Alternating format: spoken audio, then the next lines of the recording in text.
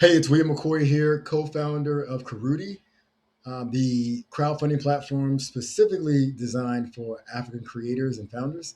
So today we're going to be talking about something that I've gotten a lot of questions about from founders and creators is that what should the pitch deck look like and how do you create a solid 5 minute pitch deck, which is about as much time as you need or have with an investor before they want you to go into the demo of your product or have questions. So I've raised over $2 million over the course of the last, I would say, 4 years of me founding companies or creating companies.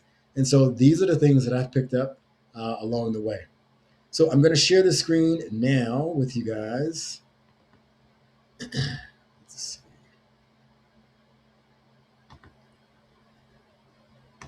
And I'm going to go through the aspects of the pitch deck, and then I'm going to actually pitch it as well so you can see what it looks like. So one of the most important things is, and a lot of founders don't take this into consideration, but you want to make sure that the font is very, very clear on the pitch deck. What I mean by that is that you don't want to use cursive font or font that is digital or anything else that may turn off or may be hard to read. The next part of it is that you want to make sure that the font is large enough. As you can see here, we're using about a 34-point font for this presentation. And so that allows whoever is looking at that to see that very, very clearly and read whatever it is that you're trying to relay. Investors or anyone else will have a tough time reading whatever it is on your deck if the font is smaller than that. And typically, what that leads to is them trying to listen to you, and then they're going to miss a lot of aspects that you're trying to relate to them. And a lot of times, it just releases the frustration on their part, and so they kind of zone out. The next part of it that you will notice is that the words on here are no more than maybe about 20 words, right? And that is because that is about the most that people can process when they're looking at something, especially while you're talking at the same time and presenting. And that it is succinct. It gives both a problem and a solution very, very clearly on this deck, this first slide. And the title goes along with the premise and the conclusion that we're trying to state. So you want that premise and conclusion to be very, very clear, both in the title and then both in the actual statement. Now, we've done another video about this. If you ever are like, hey, well, how do I got all these words, I wanted to describe it. How do I get it down to 20 words? It's getting really difficult for me. Literally put everything that you have that you would typically put on a deck that you're trying to describe to somebody who is interested, and then put it into Chat GPT or one of the other LLMs and tell it to reduce it for you, and to make it a premise and conclusion statement that's very clear. So this one is our problem and solution all on one page, because as soon as the investor sees this, they say, okay, cold storage waste, energy products, cold chain, and then you can talk and describe whatever it is. The next thing is that you want to time yourself with these. You want to make sure that you're no more than about a minute, maybe a minute and 15 seconds per slide, because again, you want to keep it within that 5 minute time frame. I've been in presentations where they give you exactly 5 minutes, and they will literally cut you off no matter where you are in the deck if you go past that 5 minutes. And that also preaches to the investors at that point. Now you're behind the eight ball, because now they're looking at like, well, you weren't prepared to come here with the time frame and restraints in mind. Totally understand that you want to try to get out everything, but you will give that investor time. Typically, those investors or whoever it is have time to ask questions after your presentation. You want to keep this presentation right around 5 minutes. So next, when you go through, again, you're talking about the problem solution and market size. You want to go through the team, and then you want a conclusion, calls to action, and a thank you. So I'm going to pitch this right now so that you guys can see that it's about 5 minutes. And if you have any questions about it, let me know. Hi, my name is William McCoy, Demo CEO and founder of Cold Chain X.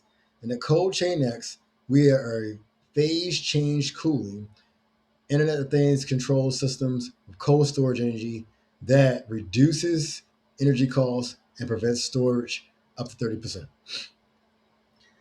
The problem is that cold storage loses about 8 to 12% to product and temperature excursion every single month, including high costs on energy bills.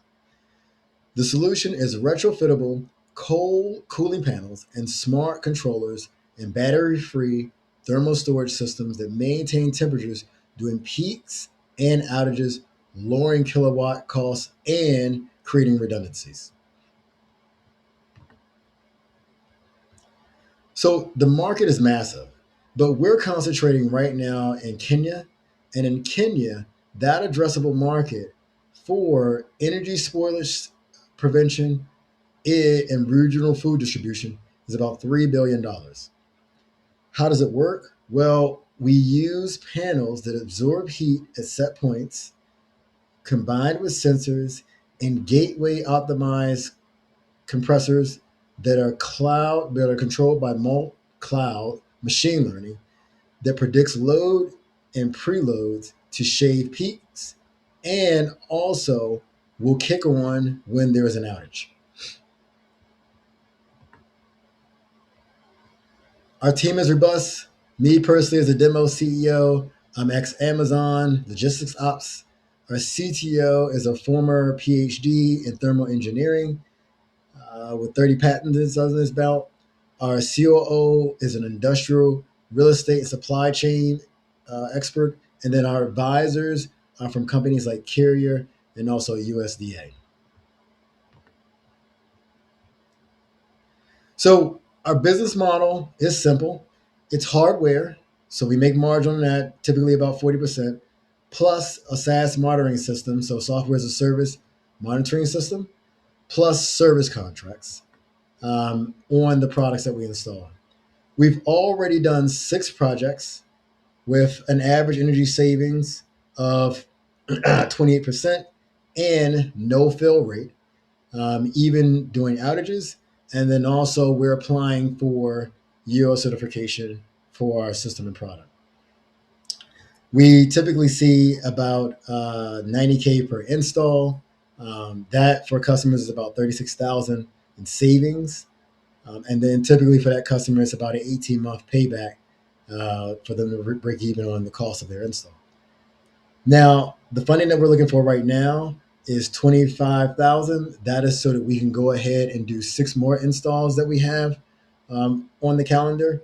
And because we are able to collect 50% and all of 50% of the labor and all of the product costs, the material costs, when we start projects, the money that we're looking for right now, the 25,000 for the 6 installs, is just for labor.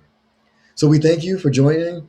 Thank you for listening to our pitch of Cold Chain X, and we open the floor to any questions you may have.